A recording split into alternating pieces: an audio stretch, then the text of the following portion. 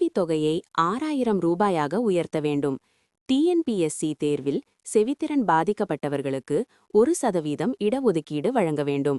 அரசு விழிப்புணர்வு பதாகைகளில் சைகை மொழி குறியீட்டை பயன்படுத்த வேண்டும் என்பது உட்பட பல்வேறு கோரிக்கைகளை வலியுறுத்தி மாற்றுத்திறனாளிகள் போராட்டம் நடத்தி வருகின்றனர்.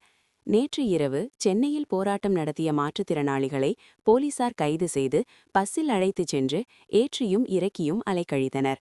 அவ்வாறு இறக்கிவிடும்போது மாற்றுத்திறனாளிகளை போலீசார் தாக்கியதாகவும் குற்றச்சாட்டு எழுந்துள்ளது.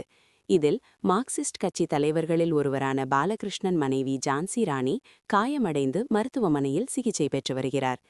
இதனை கண்டித்து மயிலாடுதுறை கிட்டப்பா அங்காடி முன்பு தமிழ்நாடு அனைத்து வகை மாற்றுத்திறனாளிகள் மற்றும் பாதுகாப்பு உரிமைகளுக்கான சங்கம் சார்பில் கண்டன ஆர்ப்பாட்டம் நடைபெற்றது.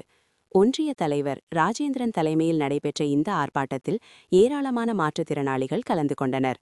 மாற்றுத்திறனாளிகளின் கோரிக்கையை ஏற்காத தமிழக அரசை கண்டித்தும் கைது என்ற பெயரில் அலைக்கழிப்பு செய்யப்படுவதை கண்டித்தும் மாற்றுத்திறனாளிகள் போராட்டத்தில் ஈடுபட்டனர்.